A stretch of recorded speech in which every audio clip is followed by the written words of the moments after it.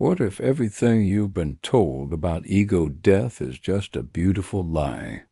What if the moment you think you've transcended your ego is actually the moment you're in the most danger?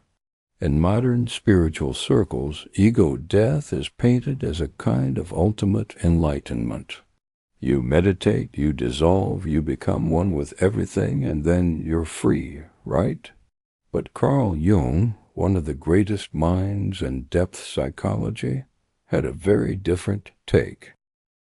He saw what comes after the so-called death of the ego, and it wasn't all light and bliss. It was darker, harder, more real. So what did Jung actually say about ego death? And why has this warning been almost completely ignored in today's pop spirituality culture? That's exactly what we're going to explore, because Jung didn't believe in destroying the ego. He believed in integrating it. He warned that attempting to kill the ego too early, without preparing the psyche, could unleash parts of ourselves we're totally unprepared to meet, things we've buried, our fears, our insecurities, our repressed desires. In Jung's words, until you make the unconscious conscious, it will direct your life and you will call it fate. This isn't about scaring you. It's about showing you the full picture. Ego death isn't the finish line. It's the start of a journey few are ready for, a journey into your own depths, a confrontation with your shadow, a transformation that doesn't just transcend, but integrates every part of you. And the most dangerous part? The ego doesn't really die. It just changes costumes. It rebuilds itself as a spiritual self, an awakened self, a better-than-you ego. Jung saw this happen all the time. He knew that without true inner work, we mistake illusion for liberation. He warned us that what lies beyond the ego is not pure light, but the raw, unfinished fragments of our psyche. To confront them is terrifying but also liberating. Not because you escape who you are, but because you finally meet yourself, ... Because here's the truth. Awakening isn't about becoming something new. It's about facing what's been hidden. And that, Jung believed, is where the real work begins. So if you've ever felt like you were awakening, only to find yourself even more confused, more lost, or more in pain, this video is for you. Because ego death isn't the end, it's the beginning. And the sooner we realize that, the deeper our transformation can truly go. The idea of ego death has become a spiritual badge of honor. It's the moment you're supposed to be free from all limitations, detached from your identity, awakened and enlightened. In books, retreats, online forums, and especially psychedelic circles, it's often described as the ultimate goal, something to strive for, to chase, to conquer. But what if that entire narrative is a myth? Carl Jung warned us that the ego is not something to be obliterated, but something to be understood and integrated. He believed that the popular vision of ego death as a blissful transcendence was, at best, naive, and at worst, dangerous. Because the truth is, the ego isn't just some parasite to be eradicated. It's the structure that holds your conscious identity together. Remove it too early, and you're left in a psychological free fall. Modern spiritual culture tends to celebrate disintegration without preparing people for what comes next. Ego death is portrayed as a kind of spiritual trophy, a moment of glory that marks you as awakened. But Jung saw this as an illusion. He knew that what often gets called ego death is actually ego inflation dressed in spiritual clothes. Let's be honest, many who claim to have had an ego death come back more convinced than ever of their spiritual superiority. The ego doesn't die, it simply adapts. It creates a new narrative. I am awakened. I am above others. I have seen the truth. That, Jung would say, is the most dangerous form of ego because it hides behind light. He believed that real transformation doesn't come from annihilation, but from confrontation, from facing the parts of ourselves that the ego has protected us from, our wounds, our trauma, our suppressed impulses. This confrontation is anything but glamorous. It's painful, it's destabilizing, and it's absolutely necessary. The myth of ego death skips over this. It jumps straight to bliss, avoiding the shadow entirely. But according to Jung, the shadow is the very terrain where transformation begins. To bypass it is to miss the whole point. Ego death, in Jung's view, should not be a goal. It's a byproduct. A sign that you're entering uncharted psychological territory not because you've finished the work, but because you've finally begun it. And here's the paradox. Real ego death doesn't make you feel superior, it humbles you. It strips away your illusions of specialness. It brings you face to face with how broken, lost, and vulnerable you really are. That's not what people like to hear. It's not glamorous, it's not Instagrammable, but it's the truth. We rarely talk about what happens after ego death, how some people spiral into existential dread, depression, or identity collapse. Jung knew these were signs not of failure, but of the psyche adjusting to a deeper truth. You haven't become enlightened. You've become raw, and in that rawness is the seed of real transformation. When we romanticize ego death, we rob it of its true power. We make it a destination instead of a doorway. Jung didn't romanticize awakening. He respected its danger. He saw how easily we could get lost in the very ideas we thought would set us free. And maybe that's the real myth. Not that ego death is real, but that it's the end of the story.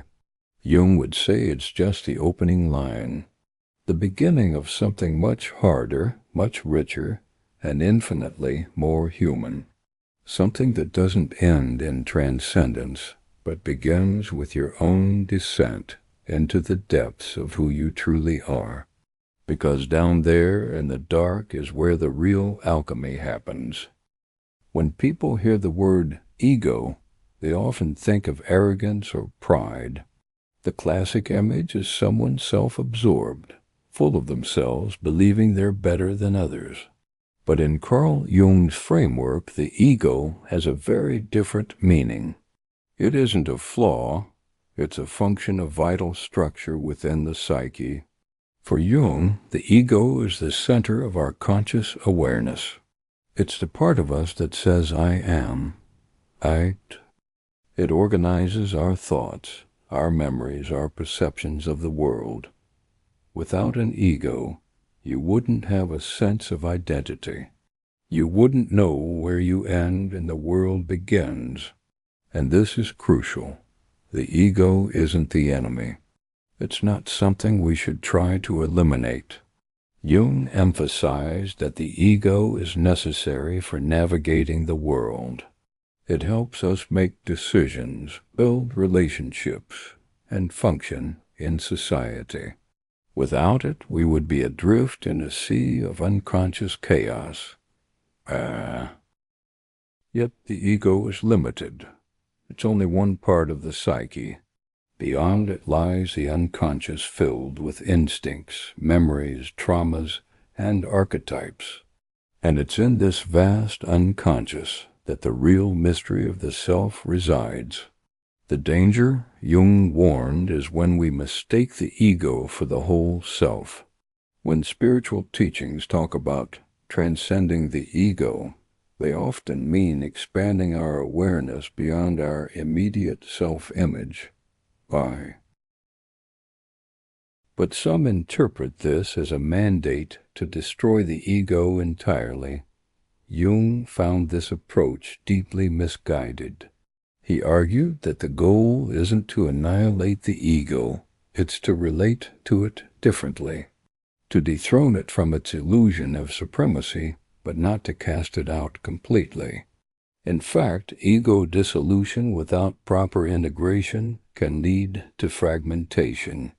People may lose touch with reality, struggle with identity, or even develop psychosis. That's because the ego acts as a kind of psychic skeleton. It holds the personality together. If you shatter it without building a stronger structure beneath, the entire psyche can collapse. Jung's message was clear. Know your ego, but don't be ruled by it. Instead, use it as a bridge between your conscious identity and your deeper unconscious truths. The process Jung advocated wasn't about ego death, it was about ego maturity. The ego has to grow up. It needs to become flexible enough to accept discomfort, self-doubt, contradiction. Only then can it serve its real purpose, not as a dictator, but as a guide. A healthy ego knows its limits. It knows that it's not the whole truth, but part of a much larger process. This humility isn't weakness, it's strength.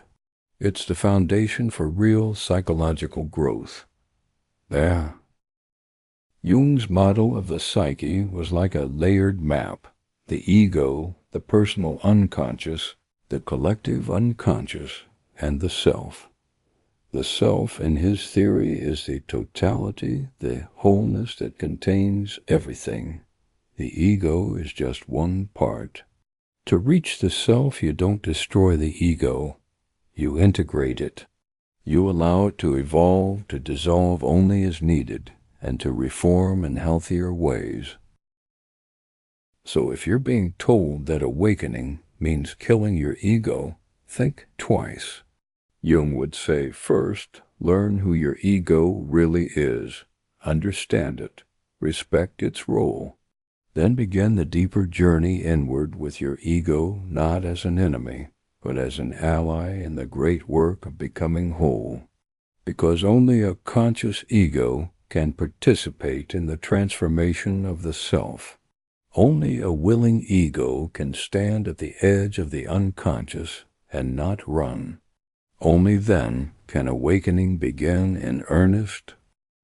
If ego death were truly the end of the story, we'd all walk away from it, feeling liberated and light. But the reality, as Carl Jung knew, is far more complex. Because what often follows ego dissolution isn't peace, it's chaos. It's the sudden surfacing of everything the ego was holding back. And at the center of that chaos is the shadow. Jung defined the shadow as the parts of ourselves we reject or repress, the shameful, the painful, the socially unacceptable. Our envy, rage, selfishness, sexual urges, weaknesses all pushed down into the unconscious, out of sight, out of mind. The ego creates a mask to show the world and hides the rest. But ego death removes the mask, and suddenly we're face to face with the raw truth of who we are underneath. This is why real ego death isn't a euphoric moment of enlightenment. It's often a collapse, a breakdown. It can feel like losing your mind, because you're not just losing your identity. You're encountering the parts of yourself you've spent your entire life avoiding, and that confrontation can be terrifying. Jung warned that the shadow doesn't go away just because we become aware of it. In fact, awareness is just the first step. To truly integrate the shadow, We must engage with it, listen to it, understand it, not indulge it blindly, but also not deny it. And this process, shadow integration, is the heart of real psychological transformation. In our modern age, we've been conditioned to chase only the light, positivity, success, joy, love.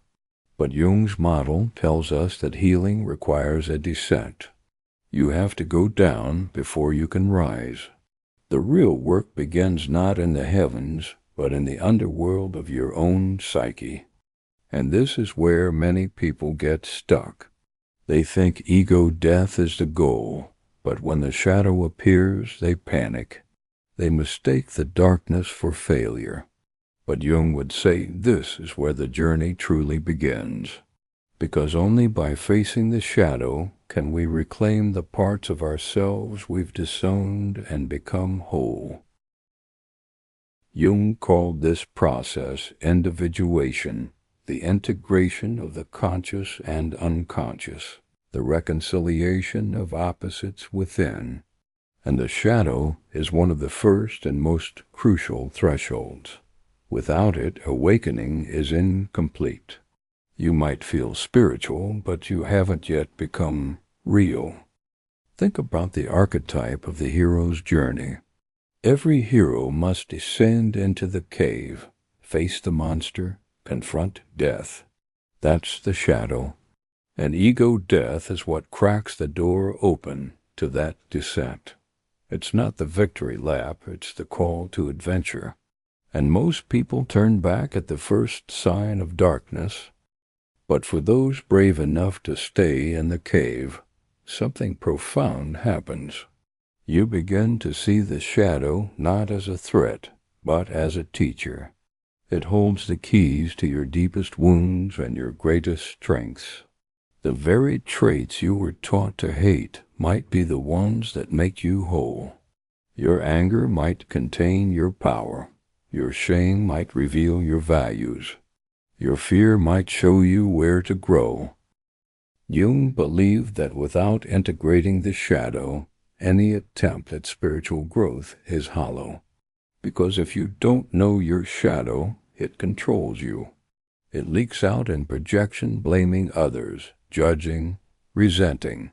It shows up in addiction, self-sabotage, failed relationships. And worst of all, it builds a false sense of morality that hides the truth. Real ego death is not about becoming pure. It's about becoming honest. It's about owning your inner contradictions and learning to carry them consciously. Jung didn't want us to be saints. He wanted us to be whole. So if you find yourself disoriented after a spiritual breakthrough, if you feel like your world is falling apart, know that you're not broken. You're in the process. You're in the cave, and there's gold buried in the dirt. The ego was never meant to be destroyed. It was meant to evolve, but to do that it must face what it fears most, the parts of you you'd rather not see. And in doing so, it makes room for something greater. Authenticity, ... Ego death isn't bliss. It's truth. And truth, in Jung's vision, always begins with the shadow. And here's the final twist: when you stop running from your shadow, it stops chasing you. It becomes part of you, integrated, accepted, no longer a threat, but a guide. That's when ego death becomes something more, the birth of a new self, not perfect, but whole. After ego death, something unexpected often happens. Instead of disappearing, the ego rebuilds itself smarter, subtler, and more convincing. It puts on a new costume, one that looks spiritual, enlightened, even awakened. And just like that, we've fallen into the trap Carl Jung warned us about: spiritual bypassing. Spiritual bypassing is when we use spiritual beliefs or practices to avoid facing unresolved emotional issues, trauma, or psychological wounds. On the surface, it looks like growth, but underneath, it's still avoidance, it's still fear, and it's still the ego just wrapped in robes of light. Jung saw this phenomenon long before the term existed. He noticed that people would immerse themselves in higher states of consciousness, mystical experiences, or abstract philosophies, not to transform, but to escape. Instead of integrating the shadow, they built new identities around their avoidance. They'd say things like, "Everything is love," while harboring resentment. Or, "I'm not angry, I'm just detached," while silently stewing in suppressed emotion. This is where the danger lies, because the spiritual ego is much harder to detect. It uses the language of truth to hide from truth. It tells you you're healed when you're actually dissociating. It tells you you've transcended when you've only suppressed. Jung warned that no one becomes enlightened by imagining figures of light, but by making the darkness conscious. If you're using spirituality to numb, to bypass, to stay in a fantasy, then no matter how beautiful your words sound, the transformation isn't real. Spiritual bypassing is seductive. It feels good. It gives us identity, community, meaning, but it also stalls growth, because true growth is uncomfortable. It's messy. It requires honesty, humility, and a willingness to sit with what hurts. So how can you tell if you've fallen into this trap? Ask yourself, are your spiritual beliefs helping you face yourself or helping you avoid yourself? Are you using practices to expand your awareness or to avoid your pain? Are you becoming more compassionate or more judgmental of those who haven't awakened? These are tough questions, but they're essential, because without them, ego death becomes a performance. Another sign of spiritual bypassing is spiritual superiority, the belief that you've ascended to a higher plane, and others just don't get it. This isn't transcendence, it's separation. It creates division, hierarchy, and judgment, the very qualities awakening is meant to dissolve. Instead of facing the discomfort of shadow work, we sometimes reach for affirmations, rituals, or beliefs to cover the pain. But healing doesn't happen through avoidance. It happens through confrontation with love, with patience, and with radical honesty. Jung's message was this: don't use spirituality to escape. Use it to descend, to feel more deeply, to become more human. Only then can the spiritual path lead not away from the self, but into it. And that's the real test of awakening, not how light you feel, but how much of your darkness you've embraced.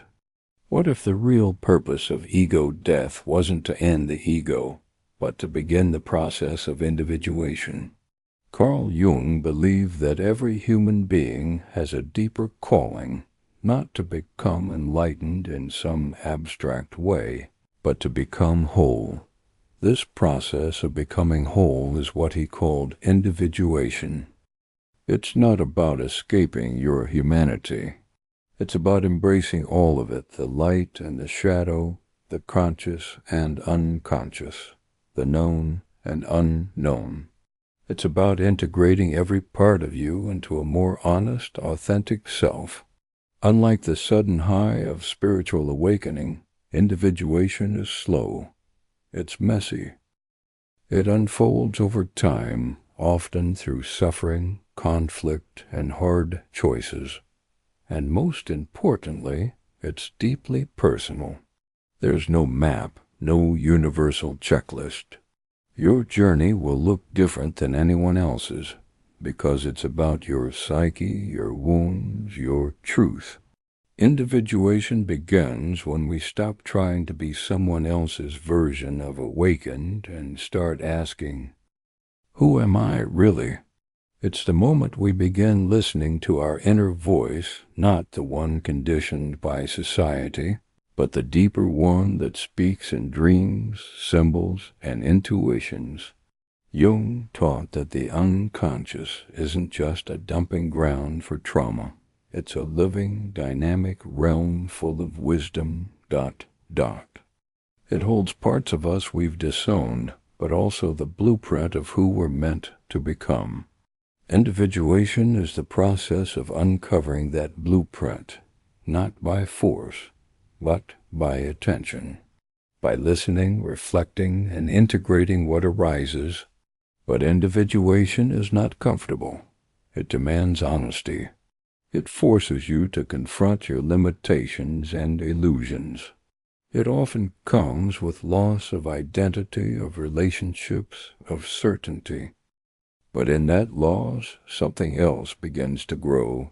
Resilience, depth, real self-knowledge. You start to make peace with contradiction. You realize that you can be both strong and afraid, confident and insecure, kind and flawed. And this realization doesn't weaken you, it humanizes you. It roots you in something more stable than perfection. Authenticity ... The ego orbits around this center, not as its ruler, but as its servant. When the ego matures enough to relinquish control, the self can begin to emerge. And when that happens, you no longer live a life dictated by fear or projection. You live from your center. Individuation doesn't mean you become perfect. It means you become integrated. You no longer split yourself into good and bad. You learn to carry your opposites, to live with paradox, to be fully human. This is why Jung believed individuation was the real purpose of psychological work. Not transcendence, not detachment, but integration, wholeness, a life lived with depth and presence. In the context of ego death, individuation reframes everything. It tells us that the death of the ego isn't an end, it's a beginning, a cracking open, a necessary breakdown that makes space for the deeper self to come through. And unlike the fleeting bliss of spiritual highs, individuation is lasting. It gives you roots. It doesn't lift you out of life, it plants you more deeply in it. You become grounded, resilient, aware, not because you've escaped suffering, but because you've learned how to hold it. You become more real, more whole. You no longer need to pretend or perform or prove anything. Your value isn't found in being perfect, it's found in being honest, being human, being awake to the full spectrum of who you are. So if your ego is crumbling, if you feel lost or fragmented, know this: you're not failing. You're unfolding. You're entering the deeper journey that Jung spent his life trying to map. And while it won't be easy, it will be real. Because in the end, individuation isn't about becoming someone new. It's about becoming who you already are beneath the noise, beneath the ego, beneath the masks.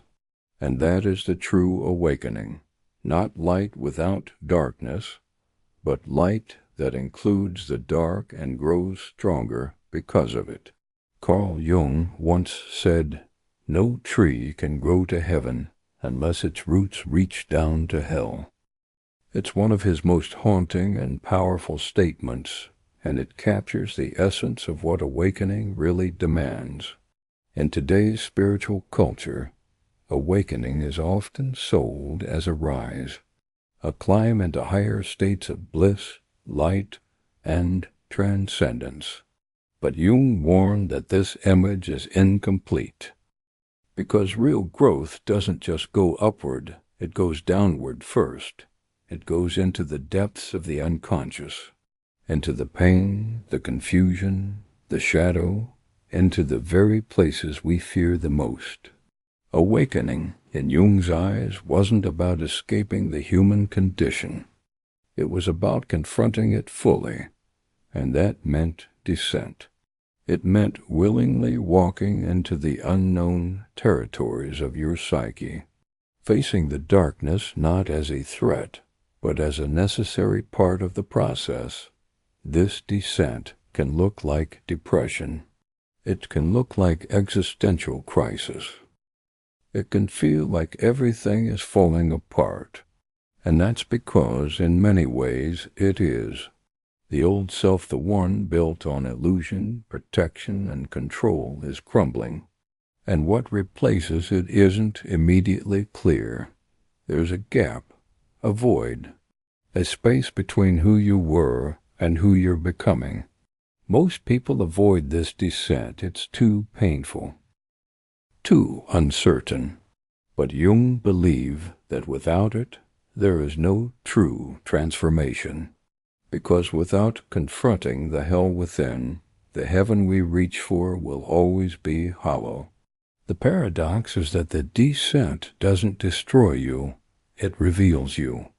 It strips away what is false so that what is real can emerge.